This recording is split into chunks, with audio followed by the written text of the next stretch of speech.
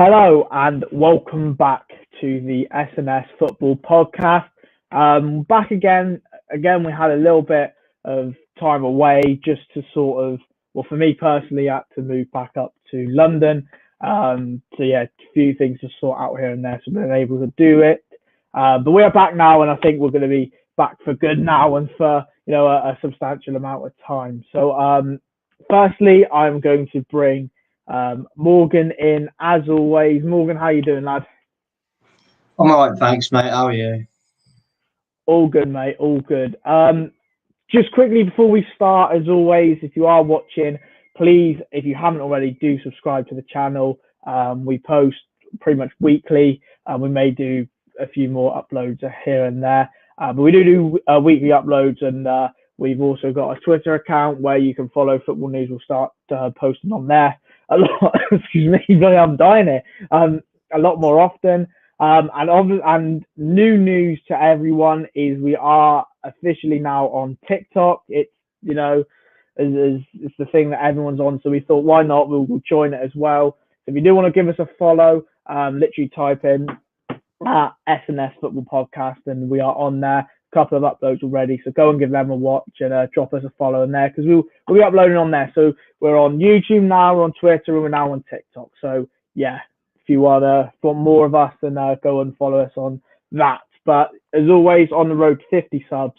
So if you haven't hit the subscribe button, what are you doing? Hit the subscribe button. It's free. Just do it. And would be very much appreciated. I guess, Morgan, there's only one place to start with the with the review of last week's Premier League fixtures. And straight after the international break, we're back with the best league in the world.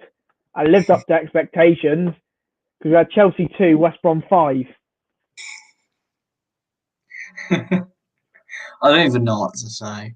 I actually don't. I saw some statistic that apparently 30% of West Brom's goals this season have been scored against Chelsea. It's just mad to process that West Brom have put 8 goals past Chelsea over 2 games, and bless him, Thiago Silva's just not had a good one against West Brom this season. I think he's sick of the sight of Sam Allardyce already. But do you know what surprised me is that West Brom were just fantastic.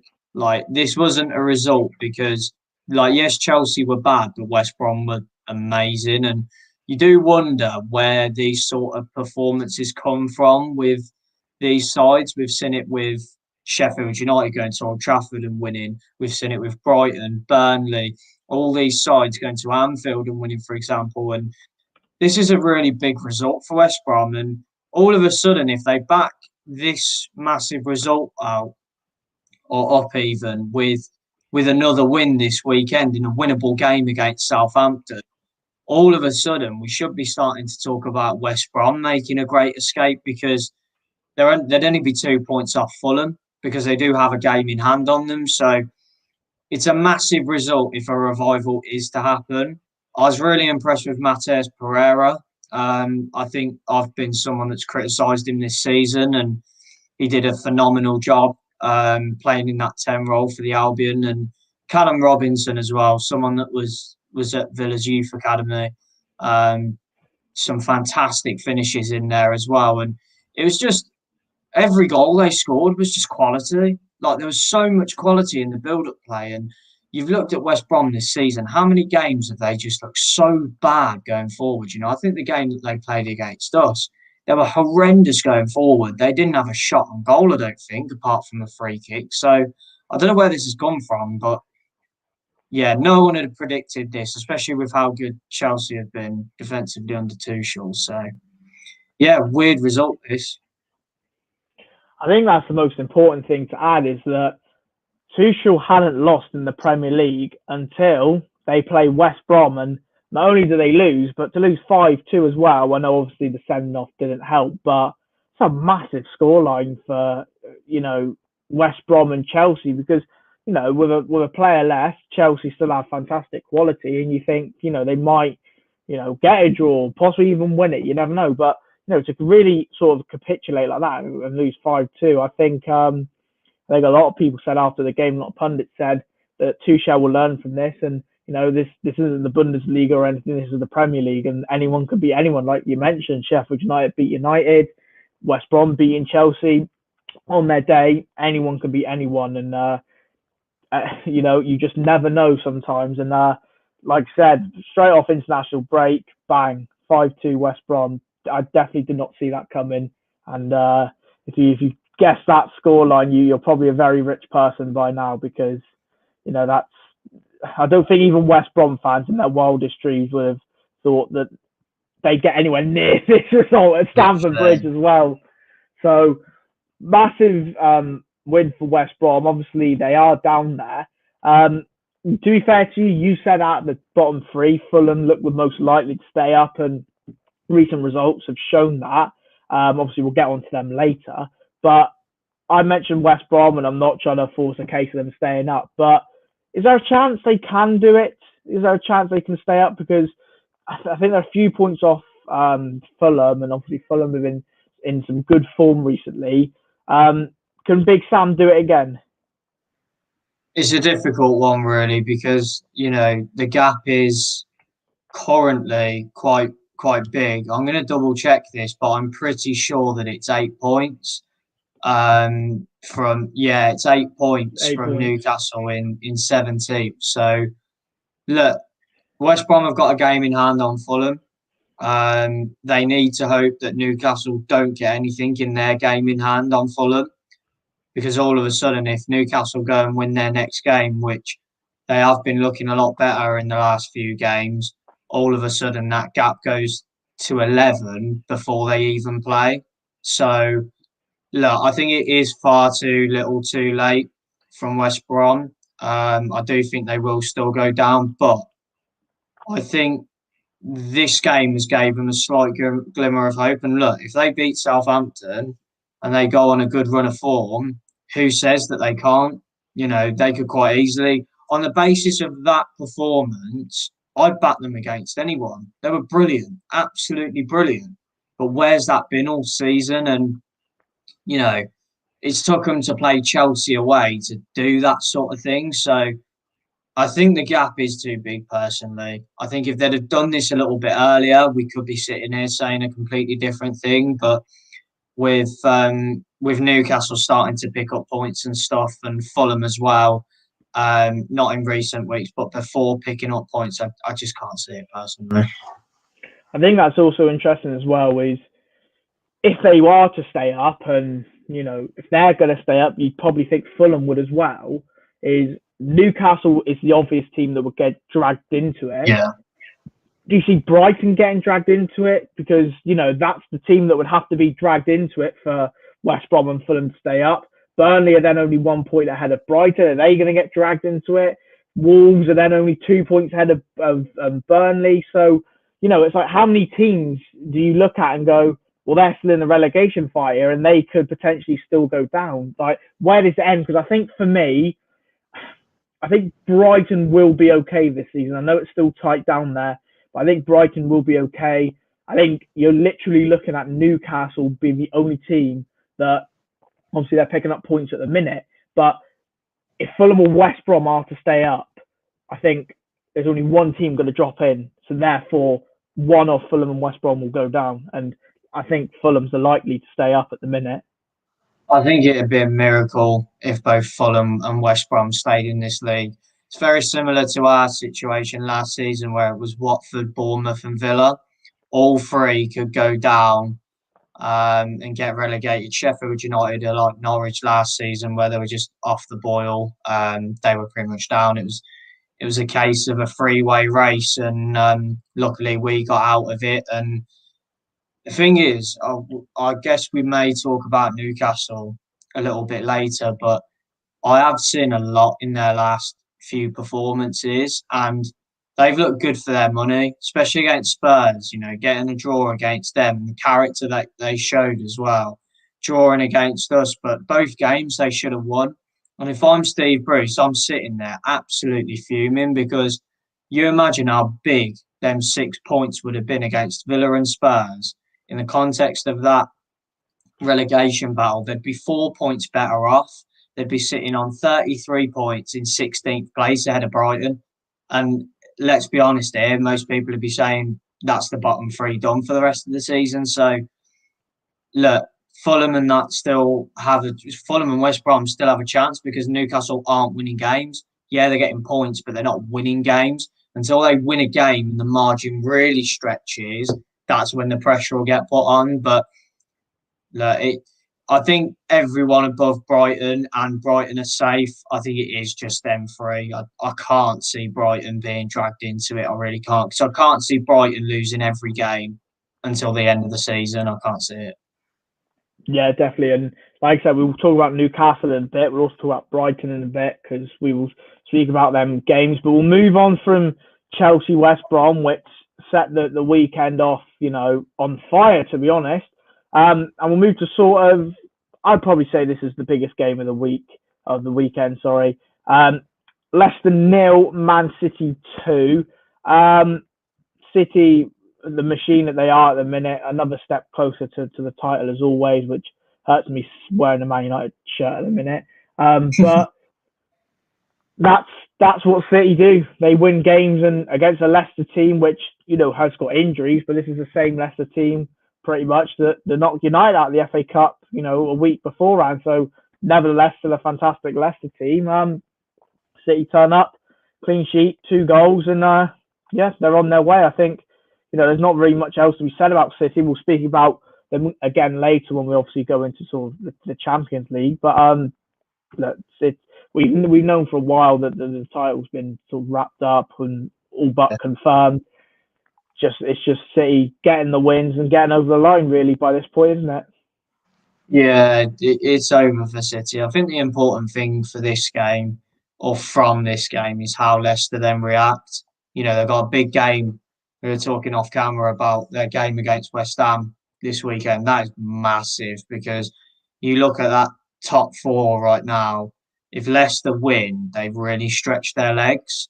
So it's just going to be how much this result damages them, because I'll talk about the Villa-Fulham game in due course, but I think Fulham's defeat to Man City has really impacted them, and Leicester, it may have the same effect because Man City starve you of the ball so much and just make you feel so inferior, and the way they play against you, it just makes you look stupid, and it's hard to come back from it because it must be so frustrating as a manager trying to counter how to play Man City, because no matter how much you try and how much you get the players motivated, as soon as they step across that white line, they know they're getting a battering for 90 minutes and they may get a chance or two. But Leicester were unlucky in the sense that, they did get a few lucky breakaways and they could have made a little bit more of it, but City gave them nothing, honestly. Like Vardy and Iheanacho were anonymous. So, look, Leicester have got to regroup. Big game on the weekend against an informed West Ham side who are going to be well up for it. So Leicester has just got to knock this one on the head. And I genuinely believe if they beat West Ham this weekend, I think they'll be in the top 4. And that's the game really that'll do it for them. So City have won the league. It's pretty much over at this point. But yeah, fair play to them. They've been a machine since about game week 5, maybe game week 6 of this season. So no one can argue. Definitely. I think they had that sticky patch, didn't they? And we were both sat thinking, what is Pep doing? He's had all this money chucked in, and they're not performing. He's rebuilding a squad that he already built, etc. And here we are, City top of the league, pretty much champions, says it all really. So we're going to speak about City later, so we'll just ignore them for the minute. Just on Leicester, obviously we'll talk about United later, West Ham later as well. As we stand, United second on 60, Leicester third on 56, same games. West Ham, same games, 4 points behind Leicester in 4th. And then below that, it's so tight. Chelsea 1 point behind West Ham in 5th. Tottenham 2 points behind Chelsea in 6th. And then you've got Liverpool level on points with Tottenham in 7th. Everton have a game in hand on Liverpool in 8th. And they're only 2 points behind. Villa have also got a game in hand on Liverpool. but that game in hand would only take you level with Everton currently. So it's very tight. Is this the top four? Do you see these four being the top four, or do you think Chelsea will get in there? Because I think prior to West Ham actually being in the top four, we said City, United, Leicester, and Chelsea. Now West Ham are actually in it. Is it a little bit like, do you know what? They might actually sneak in ahead of Chelsea. Do you think who's going to finish there, because it's so close at the minute? I mean, you could argue cases for Tottenham. You could argue case for Liverpool still for making the top four. There's so many teams, and Leicester could drop out of it for all we know. We've seen what happened at the end of last season. It's so tight. You said one more win against West Ham will do it. Do you think they'll get that win, and do you think they will get top four? I think Leicester will get the win. I think West Ham have done fantastically well, but I think the miss of Declan Rice is going to be huge in a game like this. Leicester have got a figure in Ndidi who he is just world class at breaking up play, and I feel as though in a game like this, West Ham's back four are going to need that protection, and I'm not quite sure that Souček and Noble as a two are going to be able to do enough to contain a Leicester side that have a lot of quality going forward. But the top four, you could honestly throw a blanket over all of them. Like you said, there's a case for every single one that's fighting for it. It's difficult to call who's going to get it, because one week it looks like last week or whilst we were doing the internationals, it looked like Chelsea were dead on. Yeah. It looked like no one was stopping them. All of a sudden, Chelsea lose a game, and it's like, oh my God, West Ham could get in it. Could Liverpool even get back in it after their result against Arsenal? I think that's because the league is so tight. Like, you look at them places, and it literally is. Chelsea lose to West Brom, and West Ham will get on to later win, and then that's it. West Ham are in the top four.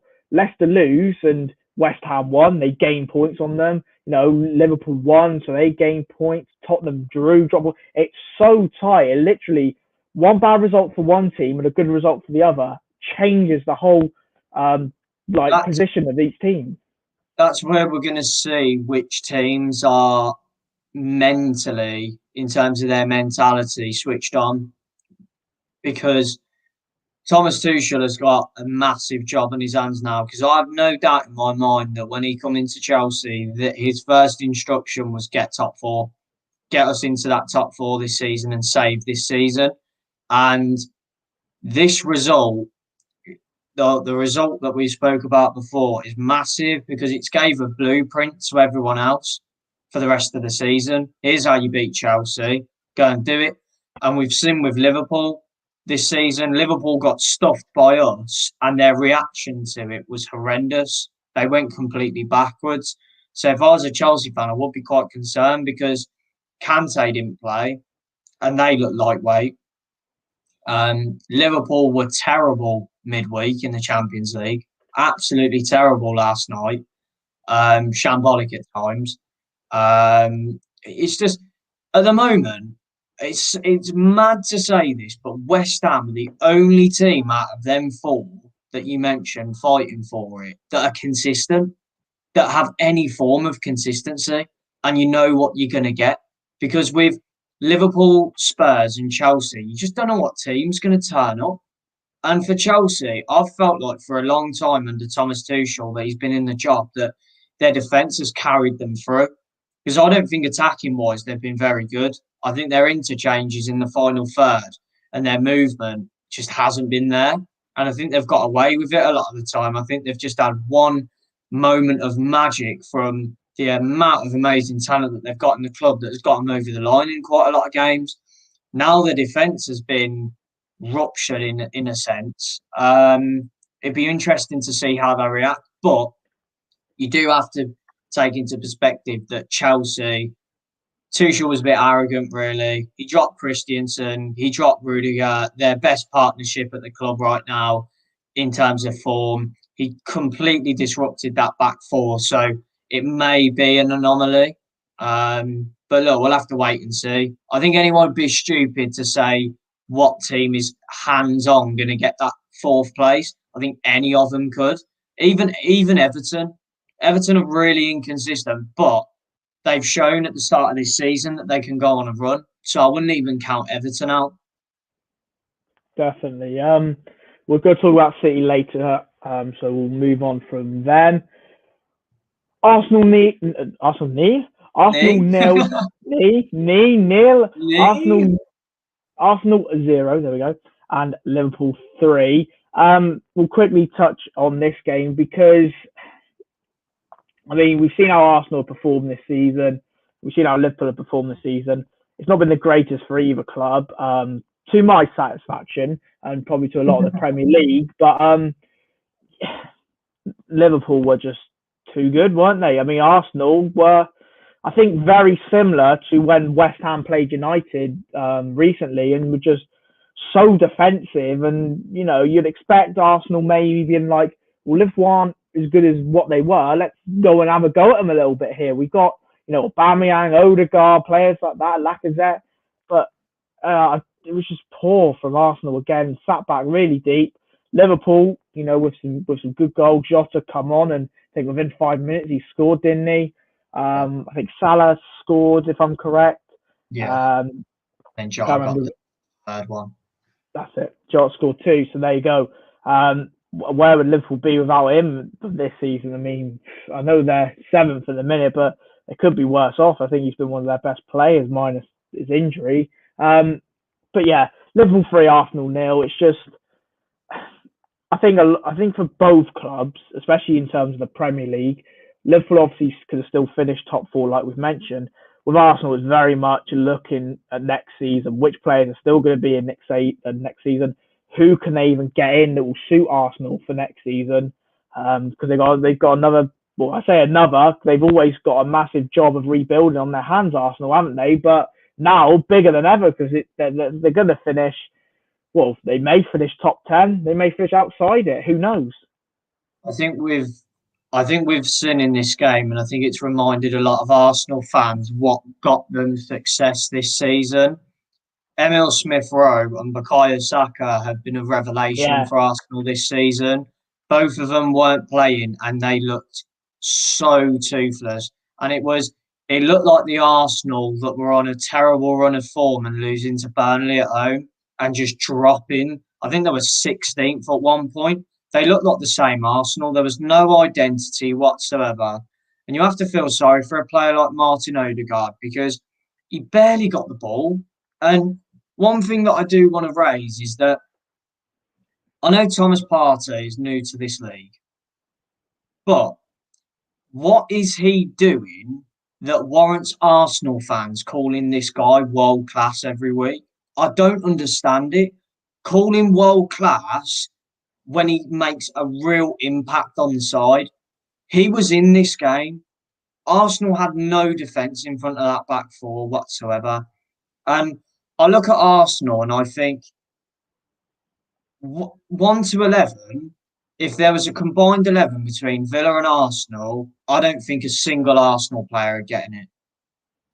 Potentially Kieran Tierney at left back, if he was fully fit. He's the only player that I'd have in Villa. Honestly, they are so average, it's ridiculous. And it's a shame because a club like Arsenal, they're massive, but this is a real demise and a low point for them. Liverpool have got Kabak and Phillips, arguably their weakest centre-back partnership, and Real Madrid tore a new one in the week. And they were unchallenged. And they were saying in the analysis, what was the game plan from Arteta? Because it looked like sit back, conserve all the pressure, and hit them on the counter-attack. There was no pace on the counter-attack whatsoever. Pepe was clueless. So was Aubameyang. Ceballos was terrible. Partey was average. What did any of them forward 5 actually do in the game? What did any of them do? They did nothing. And then you look at their back 4. One injury to Kieran Tierney.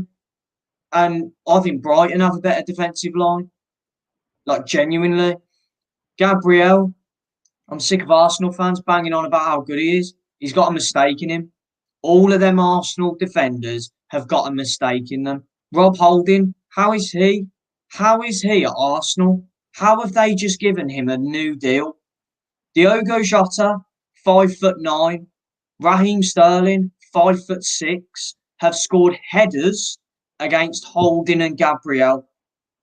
That's two under 5'10" defenders scoring headers. The both of them are 6'4" plus. It's embarrassing. It's absolutely embarrassing. And I do feel sorry for Arsenal, I really do, because the club is a mess right now. And I think a lot of people are starting to question Arteta now because a performance like that is not just the players, it is the way that they've been set up. And they best hope that Saka and Smith Rowe get fit because without them two, oh my God, are they awful? It was just really bad to watch, wasn't it? Like It, as a neutral, you're looking at Arsenal thinking, I predicted them to win. I thought they'll give mm, Liverpool a real good run for their money. But again, what Arsenal's going to turn up every week? It's different. You'll get the Leicester versus Arsenal 3-1 away from home, brilliant result. You'll then get the Arsenal like this that just look disinterested and disorganised and terrible. So it's just been a horrendous season for Arsenal and look, it was massive for Liverpool because now this may catalyst a late charge for the top four. They've got us next, which I'm hoping that we stop that. But it is such a Villa thing that Liverpool hit some kind of form, even though they got stuff midweek because we're filming this on a Wednesday. But in terms of the Premier League, they've hit form at the right time. So yeah, just a poor showing from Arsenal. Terrible, really. just on the final point for Arsenal, then you mentioned Arteta, and he's. I think I don't know whether his job has been in question for a while, but the way Arsenal have been performing this season and their league position, you could argue all season his job's been in question. I think we've spoken about this before, especially on episodes about, do you sack him? Do you give him the summer? Do you think he will be sacked? I think personally that Arteta's got such a big job on at Arsenal that he needs at least a window, like a proper window to sort it out and get players in. But then the problem I feel with Arsenal is, unlike with Man United, like, yes, okay, we spent 80 million on Harry Maguire, but we still spent 80 million on a pretty decent centre half. Let's go over it again. He's not world class, but he's not awful. That's a pretty good centre half that improved our defence. I don't see Arsenal going out and spending 150 million, 200 million on players. And I know you could say, well, they spent 72 on Pepe when they said they had no money, but He's terrible. especially, yeah, I know. But in this time now, in sort of the coronavirus sort of pandemic, I don't see Arsenal spending 200 million to really back Arteta. So it's so difficult to say Arteta's the man because he's got a process, he's got a project. Because I don't know if the board are actually going to back him and give him the players and give him the money. So it's a really difficult one at the minute as to, does he stay or does he go? I mean, I don't know what you think on it. I said about a month ago, I remember that Arteta is being set up to fail. And I think Wenger masked the absolute monstrosity of Arsenal's board for so many years. And I think that's what Arsenal fans have realised. Wenger was the king of finding gems. He was the king of bringing players through that no one had heard of and making them superstars. And unfortunately, Arsenal, the way that they're run, no manager will succeed at Arsenal. I'm certain of it. Arteta will be gone next year because the same thing will happen. They won't bring in the right players. Arsenal need about 300 million worth of players, world class players.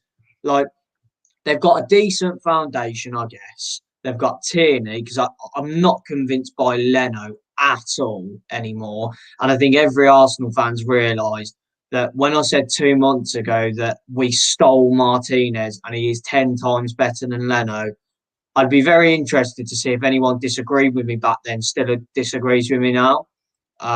Because I think Martinez is hands down the better keeper. And we saw in this game, Leno was shambolic.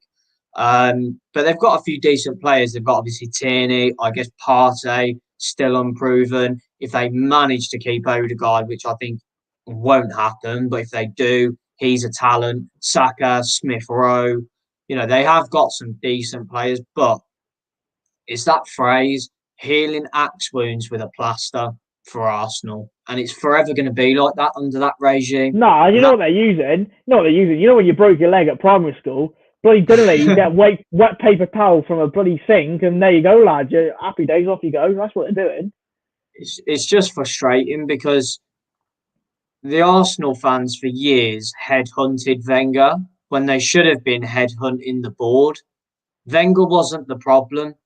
Yes, he was probably the right time for him to move on, but I don't think Arsenal fans realised the severity of what he was going to leave them in.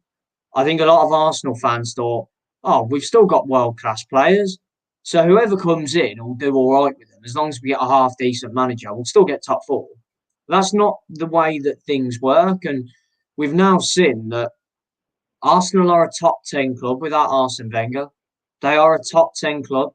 They've got, you look at clubs that are ahead of them, Leeds, in my opinion, Leeds, Villa, West Ham, Leicester, Everton, clubs that have got ambition, clubs that have got owners that want to spend and want to break the mould of the traditional top six. I don't see Arsenal even getting near that top six unless serious investment is made. The modern day game has changed. You have to invest to become better. It's simple. Villa spent 100. They got on that. They've got to use good investment because, like we said, yeah, and they spent 72 million on Pepe. Well, this is the thing. It's not only rotten in the boardroom, but it's also rotten in the transfer sense because whoever chose the 72 million Nicola Pepe deal deserves to be sacked straight away. He's been terrible. The one that brought Willian in on a 3-year deal on the wages that he did deserves to be sacked as well. It's just terrible. It is just absolutely terrible. Their recruitment has been shocking. And what you've got to think as well is that a lot of their players are aging. Aubameyang, aging. Lacazette, aging. They've got a lot of aging players and they've got an aging squad in sense. Yes, they've got some youth in there, but it just shows how much them youth players have really been carrying that squad. And if I was an Arsenal fan going into this Slavia Prague game, I said it to you, they're not. I think they'll lose. I genuinely don't think they'll get through it. I think Slavia Prague will do them over 2 legs because I think Slavia Prague are a very good attacking side. They're going to attack that Arsenal back four. They would have looked at this game and gone, oh, Jesus, we're ready. Bring it on Thursday. We've already knocked out Leicester. We'll have you lot any day. So it's just a really worrying situation for Arsenal. And I think they're just a rotten club. And you know what? It might sound absolutely mental here, but I think it would take Arsenal to get relegated. Like Villa. Villa were a massive, massive club. We still are, but we were huge, fighting for Champions League football. And I know in terms of club scale, you can't compare Arsenal and Villa in a sense because people will just shut me down straight away. But we've won one more Champions League than them. We were one of the most successful clubs in England and still are. We had to go down to the Championship and rebuild. And we've now come out the other end of it with an owner who cares, a squad of talented players that are now performing in the Premier League. Maybe it'd take Arsenal to get relegated to actually ring alarm bells throughout the club and get rid of them. And I think the same is with Newcastle. I think a lot of clubs now maybe need to take a hit and not intentionally get relegated, but it would take a relegation for them to wake up because Arsenal are a club sleepwalking into being a mid-table team every year. Like Newcastle are sleepwalking into relegation. Arsenal are exactly the same. And until something major happens, that's when they act. And it's just a shambles at Arsenal. It really is. They were incredibly disappointing in this game, and I was really disappointed with them personally. Yeah, I think, like we've said, we could do a whole episode on what's gone on with Arsenal. And if there are any Arsenal fans, please get in touch with us, and we can do a full episode on You what's gone fancy wrong with Wickham? Arsenal. You fancy Wickham next season if they do the Great Escape? You fancy it? That'd be incredible. We're going to move on to the other North London club, Tottenham, dropping points at Newcastle. A big result in both ends of the table, hence why we've got this in there. We mentioned earlier about the relegation battle. Is this a good result for Newcastle? Yeah. And how bad a result is this sort of for Tottenham? Because we know they've been very sort of inconsistent. I mean, they lost to Zagreb before international break. Shockingly lost to Zagreb, might I add. And then to come back and, I think they were 2-1 up, and to draw 2 with Newcastle, who are down there, it's not going well for Tottenham at the minute, is it?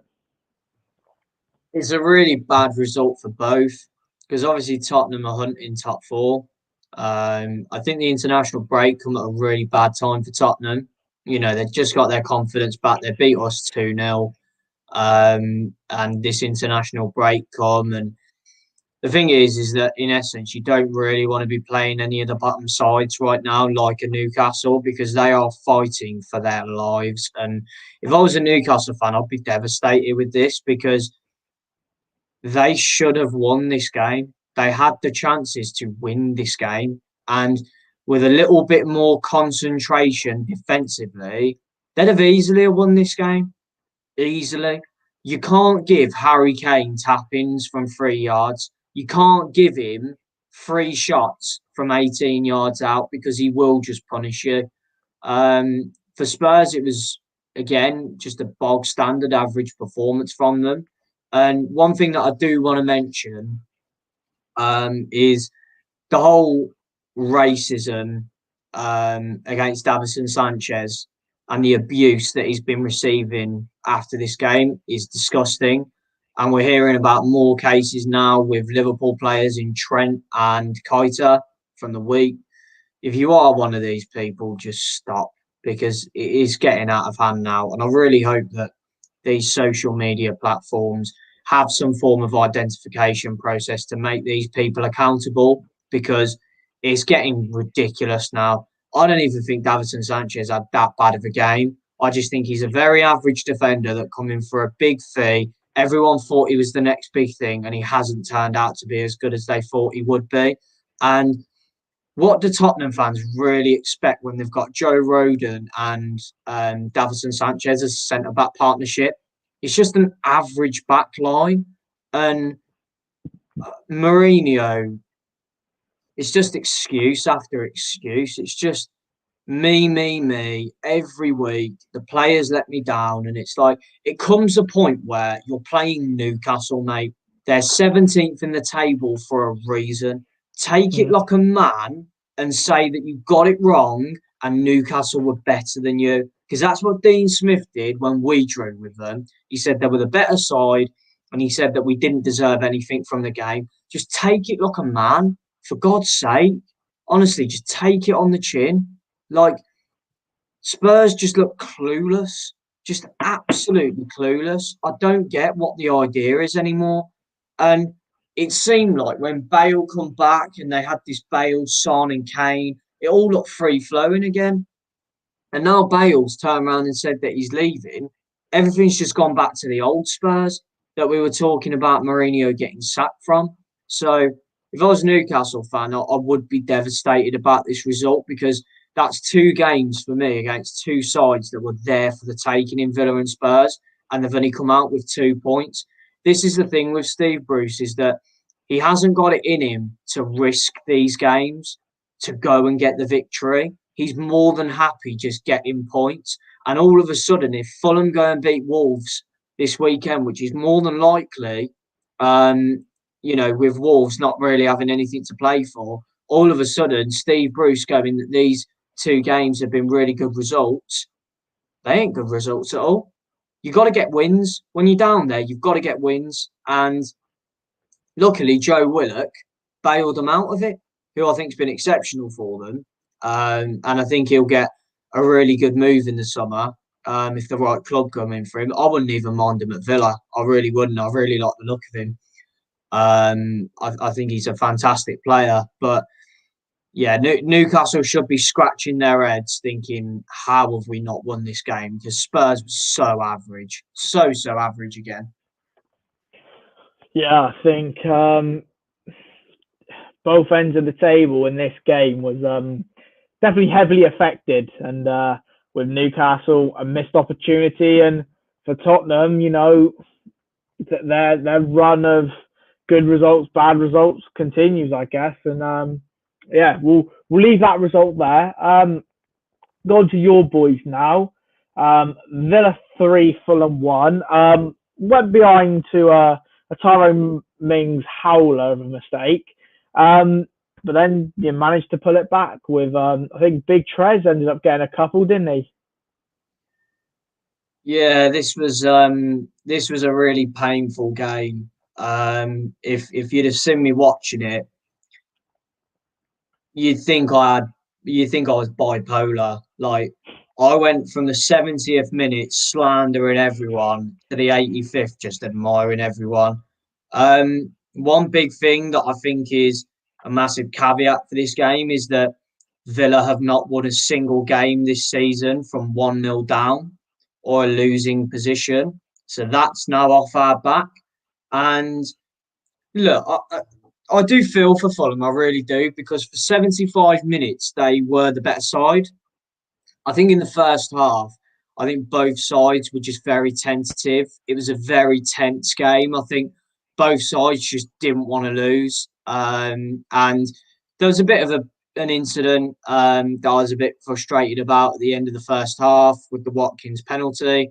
It wasn't a penalty. Lamina clearly got the ball, but John McGinn was getting rugby tackled onto the floor in the box, and that didn't get checked. So I was a bit fuming about that, really. I think VAR got that wrong. I think we were wrongly denied a penalty.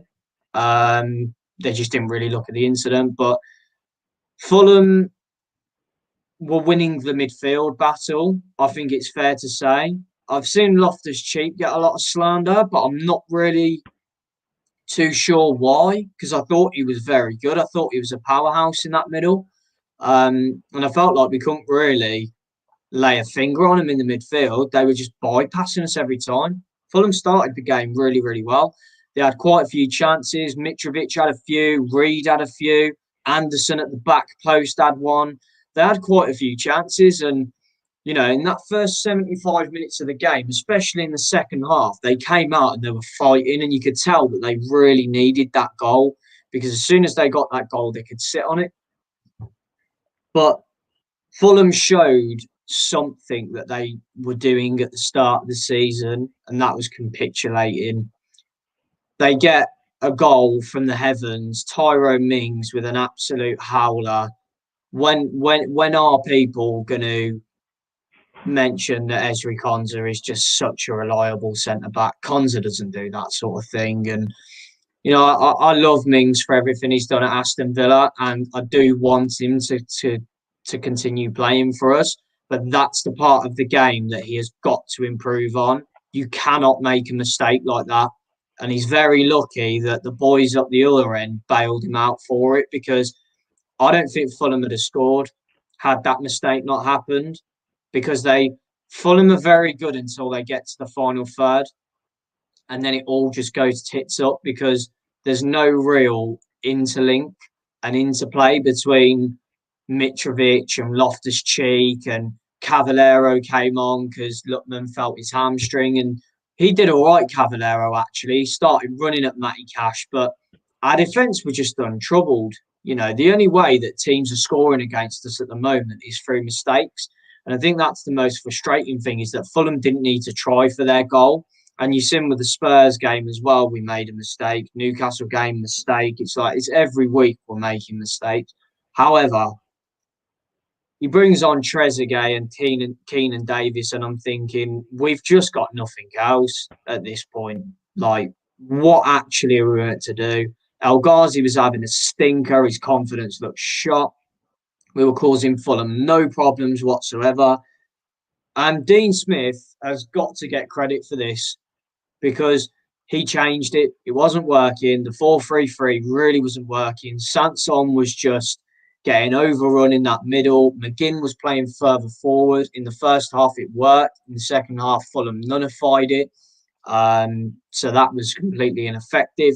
And he went to a 4-4-2. And all of a sudden, problems started occurring for Fulham. They couldn't cope with us. Keenan Davis, everyone playing off him. Trez come on and provided energy, started running at him, being a lot more direct. It was what we wanted to see. We were like, where's this Villa been? The last 15 minutes was the Villa of old at the start of the season. That was the Villa that everyone was loving and was saying was so eye-catching. And you have to give credit to Dean Smith for changing it because nothing was working. We're 1-0 down at home to Fulham. It's looking bleak. It's looking like another defeat. And he makes 3 subs because he brings on Jacob Ramsey as well. That just changed the game. And Fulham must be... I heard Scott Parker's interview afterwards. He was gutted. You can just tell, you get given a goal away from home, 15 minutes to go, and you just fall apart. Like, I can't explain how bad Fulham capitulated. It was really bad. The first goal, Mings makes up for his error, provides a really good cutback to Trez. Great finish on his left foot. Second goal, Keenan Davis, really good closing down. Tossing on Adebayo, I don't know what he was doing, but he's tried to turn back to goal. Keenan nicks in, whips it to Trezeguet, 2-1 down in a matter of minutes. And you're thinking as a Fulham fan, how have you made such a comfortable game of football so hard for yourselves? And I know what it feels like being down there. You look at us last season, we were terrible. And the same thing happened to us. We'd make games that were so easy, so hard when it was needless. But you can't accept that capitulation from Fulham. You really can't. And then Bertrand Traore works a little bit of magic down the right-hand side. Ollie Watkins is there unmarked from 2 yards with a tap-in. And again, another poor goal to concede from Fulham. But it's good for us that we've managed to get a win over the line, especially with Liverpool and City as our next 2 games. It was really important to get this win because it just lifts the fan base. And we obviously have got to talk about the main man, Jack Grealish. He was training all week. As far as we were concerned, he was fit, ready to play. He picks up the same injury a day before training. He feels it again, and he had to come out of training and stop as a precaution. And one thing that I do want to address is that a lot of Villa fans were calling Dean Smith a liar. They were calling the club liars. And Dean Smith cannot hold an emergency press conference to let Fulham know that Jack Grealish is not playing. Like, we have to learn to play without him. Yes, he's our best player. Don't get me wrong. And yes, we're so much better with him.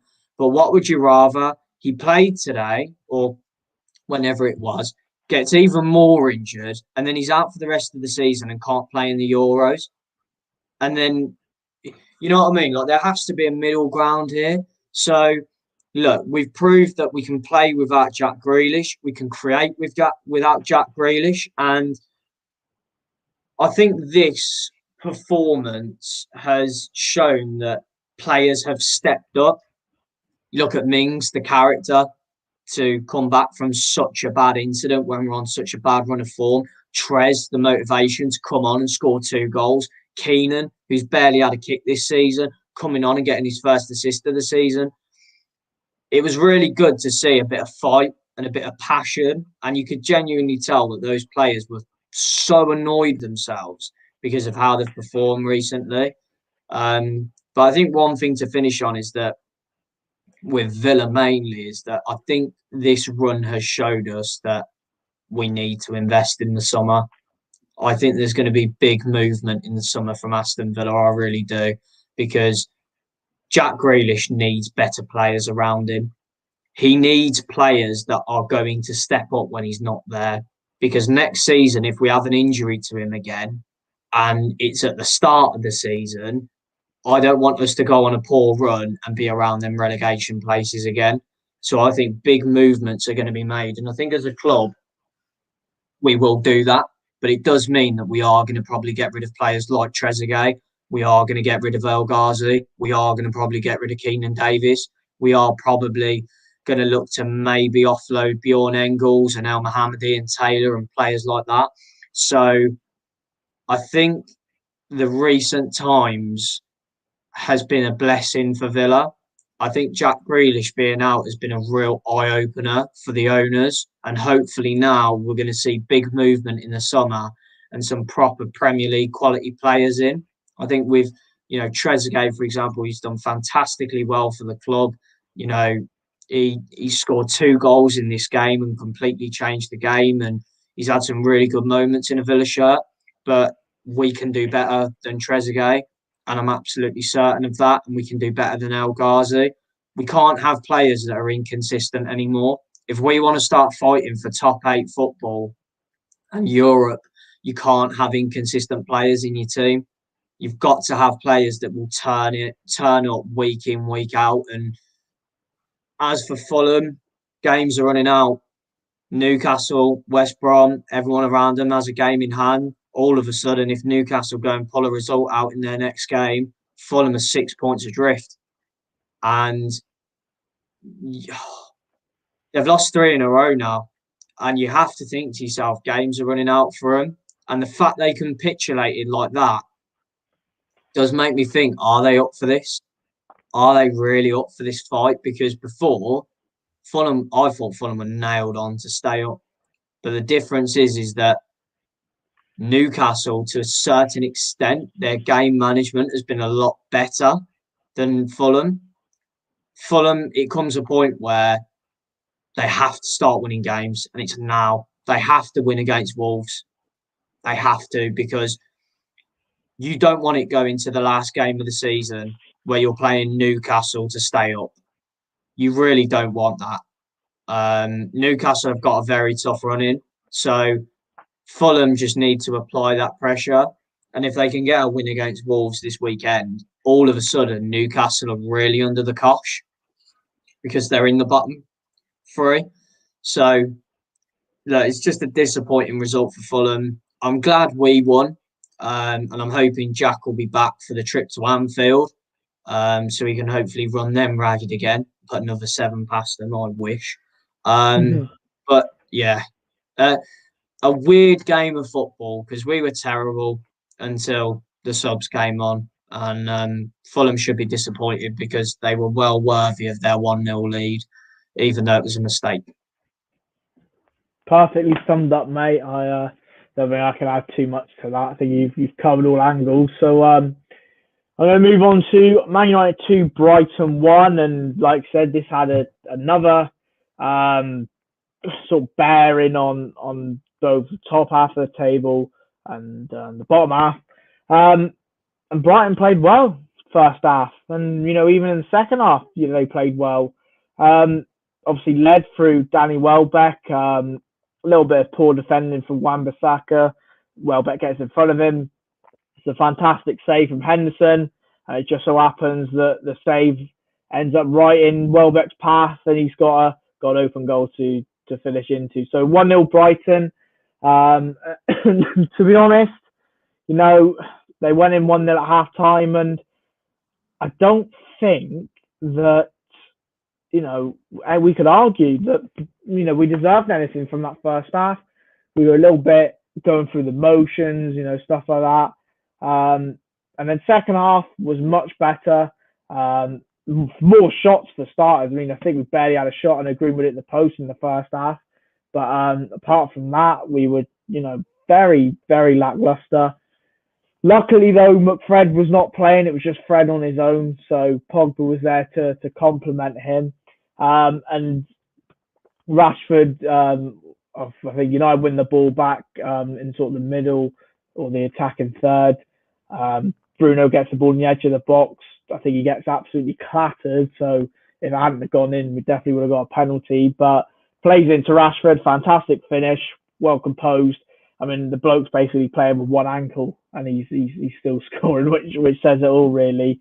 So good goal from him. He then got brought off, and I believe, I'm trying to think, he would have been brought on. Probably Donny or so. Someone would have been brought on for Rashford. And the Mason Greenwood goal, he ends up going up front because Cavani got taken off. Greenwood goes into the striker role, and then within a minute, he's scoring a striker's goal, which Cavani would have done. And great play from the left-hand side with Luke Shaw. Van der Beek, although he didn't really touch the ball in that move, the runs were there to pull the defenders away. Ball to Bruno, plays it back to Pogba. A little bit of a miss hit in terms of the shot, but Green was there to head it home. Donny was in the same area to possibly slot it away as well. Fantastic header from Greenwood. Very, very Cavani-esque, and I say that because it's sort of similar to the one he scored against Southampton earlier on in the season, the winner. In fact, what both of the goals were headers. So I'm happy for Greenwood because it's been a difficult season, as I've said, for a lot of United players on and off the pitch. He hasn't really hit the heights as post-lockdown last season. I think it's still getting to terms with, is he going to stay on the right-hand side and play there? Is he going to be better through the middle? It's finding that. I think he's going for that period of, he is a striker. Is he good enough now to lead the United line in the Premier League and perform week in, week out? Because obviously Martial is out for the season now. Cavani's having a bit of a sticky patch at the minute in terms of goals. So look, it was a big win, and with regards to the table, Leicester dropping points meant that a win would give us breathing space, 3 points ahead of them, I think now. For Brighton, a win for them or some points for them would have propelled them a little bit further away from the relegation battle. But they gave a good account of themselves, and if you turn up to Old Trafford and by the end of it, me as a United fan are praying that we don't concede, I think you're doing the right thing, to be honest. So no, Brighton were very good. I just think United's quality shone through a little bit, and the depth in players that would come on. I mean, if you're bringing on, do you know what? I'm actually going to double check who we put on because I can't even remember. But if you're bringing on players like Daniel James, come on, you can say what you like about him, but I think he's been in good form for Wales as well, not only for United. So you bring James on, you bring on Van der Beek, and you bring on Scott McTominay as well after the goal. That's 3 pretty good players to bring on. I mean, if you look at Brighton, they brought on McAllister, Johan Bash, and Zakiri. It's not quite the same. So I think United's quality and depth shone through, and I think it was all about the 3 points. Sometimes you don't play well, which we haven't done a lot of the season, and you still win the games. And usually we say that's the sign of champions, but we won't say that anymore. But yeah, good 3 points. Obviously, we'll speak about Europa League soon, so I don't want to talk too much about United. But yeah, 3 points. That's all it is. You just got to keep winning games, and yeah, try and win games till the games run out. Really. Final results, just quickly. Wolves 2, West Ham 3. Absolute cracker of a game. And the reason we wanted to speak about this is more so the emphasis on West Ham, and we mentioned earlier, is West Ham are in the top 4 now. I mean, if you had said that when David Moyes retook over, however long ago it was, that West Ham would be in top 4 and in and around Champions League football, I think a lot of people, not only West Ham fans, would have gone, what are you on about? What do you mean, West Ham, Champions League football? Two Czech Republic lads being unreal for cheap prices. What are you on about? Lingard playing well. West Ham. You wouldn't believe it, would you? No, it's been a fantastic season for them. I think they've just kept going. When everyone thought that they'd bottle it or they'd choke in a certain game, they've lived up to the expectation, and when they've lost a game, they've followed it up with a really good result, and they've just got a very, very well balanced team, and they haven't really got a superstar. Lingard's probably the best performer at the moment, but they haven't really got a standout player. They're all just as good as one another, and you do have to look at some of the players that they have brought in, like Kufal at right back. Craig Dawson has been fantastic for them. Ben Rama does bits off the bench as well. Bowen, Suchek, of course.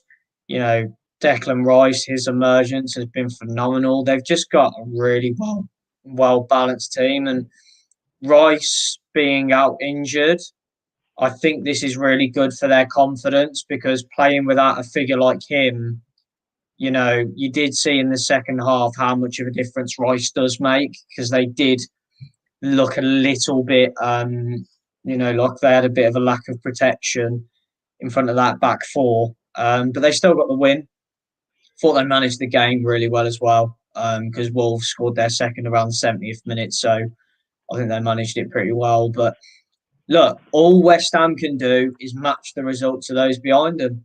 And with 8 games to go, they've got a real chance. It's how much they want it now. You know, Rice is out for the next 3 to 4 games. So, you know, I think if West Ham are still in the top 4 with 3 or 4 to go, I think they'll do it. I really do.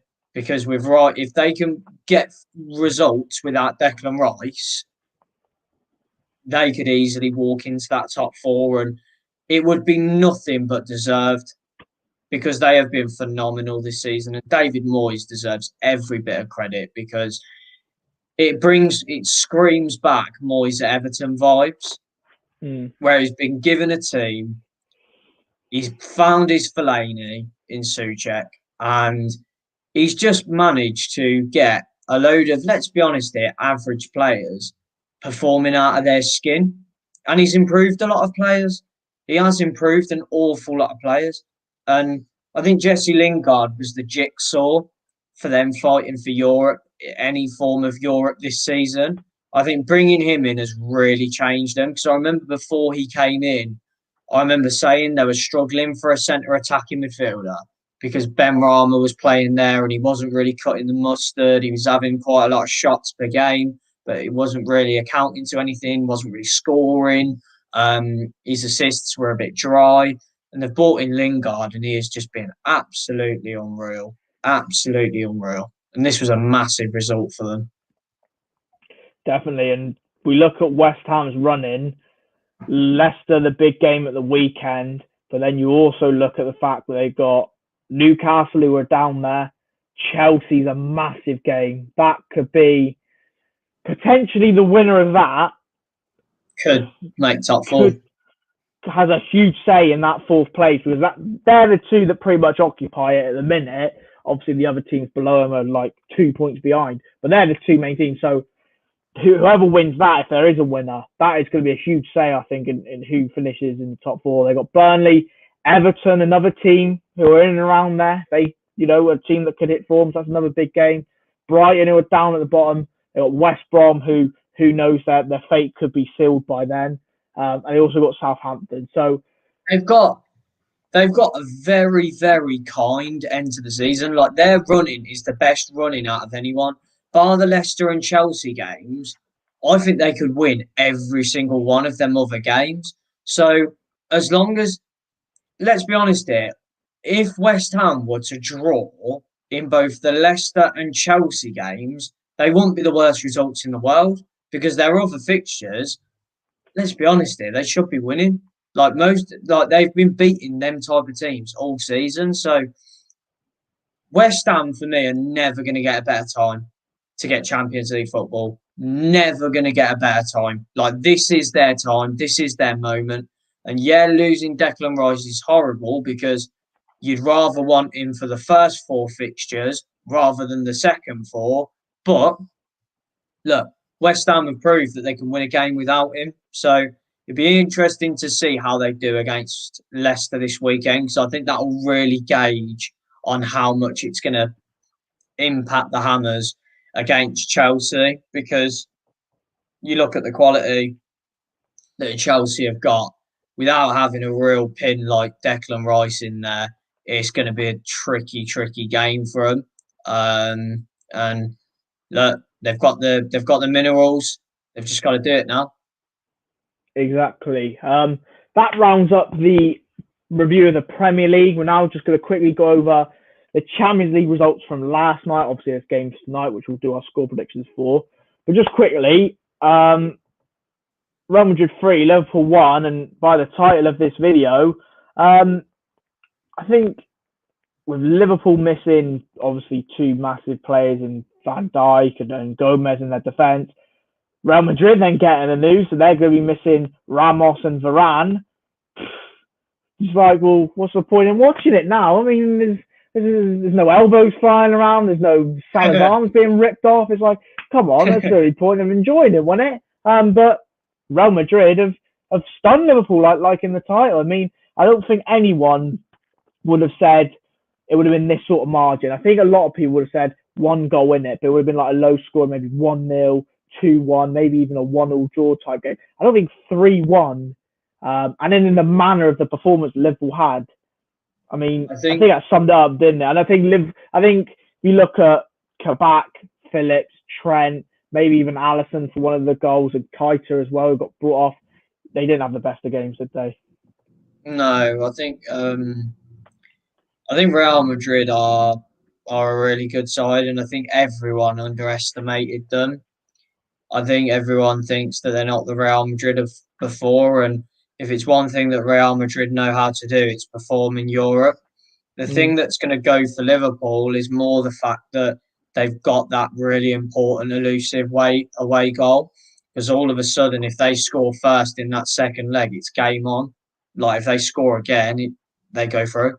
So that away goal was massive, really. I think if Real Madrid has scored again, I think it would have been game over personally. But we've seen with Liverpool before, they've been down and out in the dumps and come back to win it. So I'm not going to discount them for 1 second, but you do have to think to yourself that back four is going to concede in the second. Well, that's the problem I have, and look, I personally said I don't see Liverpool going through, and I'm happy to put my neck on the line by saying that, purely because yes, we've seen them beat Barcelona and come back from there, and they've done it so many times in the Champions League. But they've had Van Dijk playing in them games. They've had a good, solid defense playing in them games. If you look at Trent, when they played Barcelona and won, there's no comparison to the Trent now. You look at their defense now compared to the one that beat Barcelona in that comeback, no comparison. Even their front three, there's no comparison. They're so out of form, out of sorts. I just don't see how Liverpool go through in this game, in the second leg, because I understand it's still possible. Like, they get one goal, they only need one more. I get it. But I just feel Real Madrid are going to score. And if Real Madrid get an away goal, it's night-night. They're done. So yeah, it's over. I don't see Liverpool going through because I don't feel that the defence is good enough at Liverpool to keep a clean sheet at home, where we know they've done poorly this season. I know they've done all right in Europe at home, but in the Premier League, they've been awful at home this season. So I'm happy to put my neck on the line and say I don't think Liverpool go through in the second leg. If they do, fair play, because it'll probably be another really great Champions League comeback, because they literally don't have a defence, and to go through in the second leg against a Madrid team, who's still got good quality forwards, would be something. But I can't see them going through. But I do get where you say, one goal and they are back in it. Yeah, it's difficult, isn't it? Because I think Liverpool have just been hampered by injuries so badly. And, it's a shame, really, because I think this would have been such a good tie had everyone been fit. Trent 100%. Alexander-Arnold, as bad as his mistake was, he doesn't deserve to be racially abused. As bad as Naby Keita was, again, he doesn't deserve to be racially abused. So again, I do stress that message.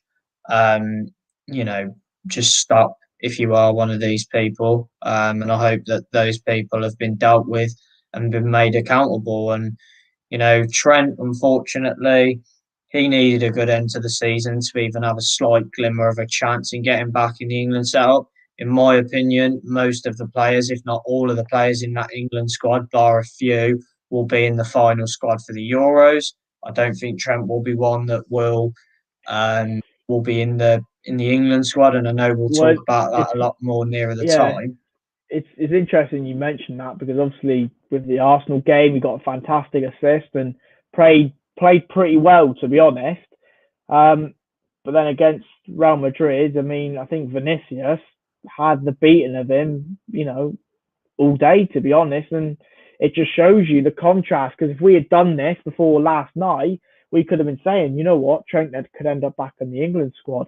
Whereas now you look at it and go, that's the reason he probably hasn't been That picked. that mistake though, and I get It's what awful. It's people I awful. I get what people say because we're going into a European Championships where we're going to be playing potentially teams like Portugal, Spain, Netherlands, France. They're going to tear him apart. Real Madrid literally picked on him all night. They were just looking for that pocket in behind him to Vinicius every time. And I feel bad for him, I really do, because he's had so much criticism this season. He's been dropped from the England setup, but it is deserved. He hasn't been good this season, and no player has any divine right to be anywhere. And, especially when England are in a really tough group, in my opinion. I didn't realise how tough it was until I looked at it the other day, having Croatia, Czech Republic, and Scotland. I tell you something, when we come on to England, I'm not even sure we're making it out of that group. I really don't. And we Yeah, I need, think it'll be a massive failure if we didn't. but that's the thing though. All three of them teams have got it in them to beat us. They really have. And I know we'll talk about it more nearer the time, but I can't risk Trent against them lot. I really can't because Rebic shall have him on toast. Mm. Absolute toast. The Czechs beat us last time they played us, and we couldn't even beat Scotland the last time we played them. So I can't trust Trent Alexander-Arnold, especially when he's making mistakes in the Champions League like that. That was just stupidity. It wasn't an unlucky error. It was just stupidity. It's just a lack of awareness, lack of concentration, and a poor decision. And this is the thing. Trent has made too many poor decisions this season, and you have to factor in form this season. And for me, he doesn't even get anywhere near that England side on form. So I think it's completely warranted. And if I was rating English right backs right now, he wouldn't even be in my top two. He genuinely won't be near my top two. So look, as good as he is whipping a crossing, he's got to improve his defensive game if he wants to be anywhere near the England setup. And you feel for Liverpool because that second goal really killed them. Yes, they went and got the away goal, but it's not good enough, is it? No, and you know what I'm going to say with England and right back, just pick Wan-Bissaka. They're happy days. Just pick Matty Right. Cash. Just pick Matty Cash. Just put him in the team. We'll move on to City Dortmund. So we will speak more about England, especially nearer the summer and into the summer, I'm sure. So, yeah, we'll leave that till then. City 2, Dortmund 1. We will obviously talk about the major VAR decision, which, was baffling, to be honest. But in terms of the scoreline now, obviously, I think I was in the car on the way back listening to this on the radio when Dortmund actually equalised, and that was a massive away goal because obviously at the time 1-0 they had the advantage. But even when City scored, I was like, well, the tie's still even, and yeah, it's not the worst result in the world for Dortmund. 2-1 against City, that's a massive away goal, like we've said.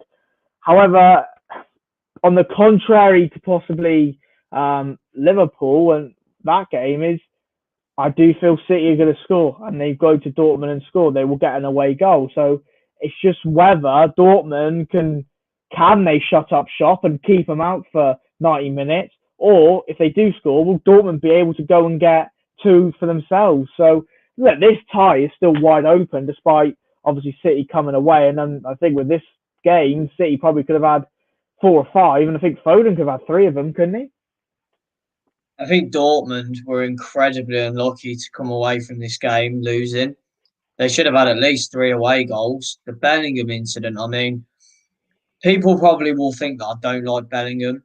because he played for Birmingham City, but I think he's honestly a class player. And yesterday he proved, just want to say how mature a player he is and how brilliant he is. He didn't look out of place at all. Probably say he was Dortmund's best midfielder. Actually, I thought he was sensational. But that incident, what a disgrace. What an absolute disgrace. The officiating, everything, but like, oh my God, it works me up because Dortmund press really well and score a brilliant, legitimate goal, and they get robbed of it. And Dortmund also had chances in the second half. Håland, 2 minutes into the half, put through on goal, misses.